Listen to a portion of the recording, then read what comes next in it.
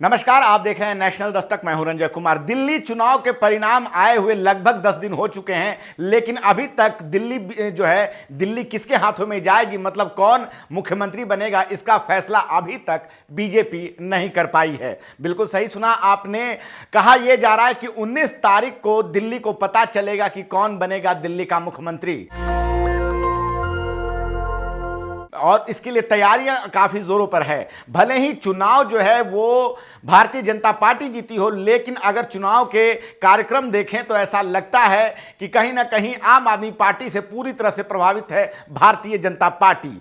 अगर बात करते हैं 1993 की, तो उस समय दिल्ली में मुख्यमंत्री मदन लाल खुराना, साहिब सिंह वर्मा और सुषमा स्वराज भाजपा से बनी। सबसे पहले जो मुख्यमंत्री बने मदन लाल खुराना, उन्होंने राजनिवास में शपथ ली थी। उसके बाद साहिब सिंह वर्मा दिल्ली के मुख्यमंत्री बने, उन्होंने छत्रपाल स्टेडियम में शपथ ली थी। और उसके बाद भाजपा से ही सुषमा स्वराज मुख्यमंत्री बनी थी, उन्होंने भी राजनिवास में ही शपथ लिया था। यह 1993 की बात है। और 1998 में भाजपा की सरकार चली गई। प्याज के दाम बढ़ने के कारण भाजपा की सरकार जो गई, वो ठीक 27 सालों के बाद दिल्ली में लौटी है। उसके बाद 15 साल तक दिल्ली में मुख्यमंत्री शीला दीक्षित रहीं, और उन्होंने भी तीनों बार शपथ लिए, तो वो भी राजनिवास में ही लिए थे। और उसके बाद 2013 में पहली बार चुनाव जीत के आती है आम आदमी पार्टी, और उसने दिल्ली में जो शपथ लिया दिल्ली के मुख्यमंत्री के पद के लिए, वो जगह थी रामलीला मैदान। और उसके बाद उन्होंने जो 3 बार मुख्यमंत्री की शपथ ली है, तो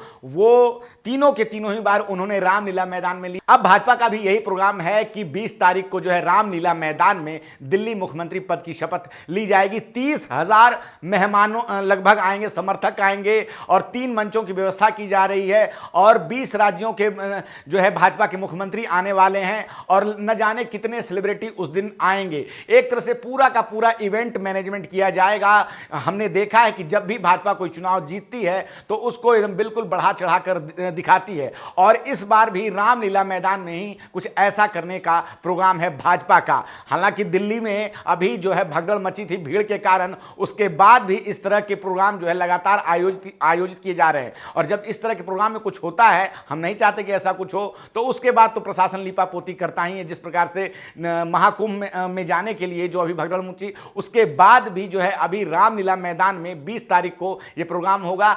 और कहा यह जा रहा है कि दिल्ली की मुख्यमंत्री के लिए कई लोगों के नाम मुख्यमंत्री की रेस में शामिल हैं। 4 महिला विधायक हैं दिल्ली से। कहा जा रहा है कि इस बार भाजपा वो किसी न किसी को महिला को मुख्यमंत्री बना सकती है। तो वहीं दूसरी तरफ अब जो राजनीतिक विश्लेषक हैं, उनका यह कहना है कि अगर इतनी देरी हो रही है तो कहीं ना कहीं कोई सरप्राइज मिलने वाला है। हो सकता है कि कोई ऐसा व्यक्ति मुख्यमंत्री बने जिसे कोई भी नहीं जानता हो, क्योंकि भाजपा की यह रणनीति रही है कि पहले कई नामों पे चर्चा कर दो, उसके बाद अचानक से किसी एक ऐसे व्यक्ति को लाओ जिसको कोई नहीं जान रहा हो, जिनकी संगठन में पकड़ नहीं हो। हमने देखा है कि कई राज्यों में भाजपा के ऐसे मुख्यमंत्री हैं जिनकी संगठन में वैसी कोई पूछ नहीं होती है। कहीं ना कहीं उनकी ये रणनीति होती है कि कोई भी आदमी उस तरह से न बने जो पार्टी में कुछ प्रभावशाली हो, वो ऊपर से संचालित रहे। ऐसा अन्य ऐसा लगातार राजनीतिक विश्लेषक भी कहते हैं। और अगर दूसरे पार्टियों की बात करें तो भी उनका कहना होता है कि ये लोग डमी कैंडिडेट को मुख्यमंत्री बनाते हैं। हालांकि दिल्ली पे नजर सभी की है। 27 साल बाद भाजपा इस राज्य में आई है। ऐसे में उनका कहना है कि हम एक ऐसा मुख्यमंत्री देंगे जो दिल्ली के लिए काम करेगा। और दिल्ली से अब खबर जो आ रही है कि यमुना की सफाई भी बहुत ही तेजी से शुरू हो गई है। सोचने वाली बात है कि केंद्र में जो सरकार है वो भाजपा की है, तो क्या भाजपा ये काम पहले नहीं कर सकती थी? जिस तरह से जैसे ही चुनाव के परिणाम आते हैं, उसके बाद से यमुना में मशीनों को उतार दिया जाता है और उसकी फोटो वायरल की जाती है। अजीत अंजुम की अगर हम ट्विटर हैंडल पे जाएं, एक्स पे जाएं, तो हम देखते हैं कि किस प्रकार से उन्होंने मशीनों की तस्वीर लगाई है और साफ साफ पूछा है कि क्या यह काम पहले नहीं हो सकता था?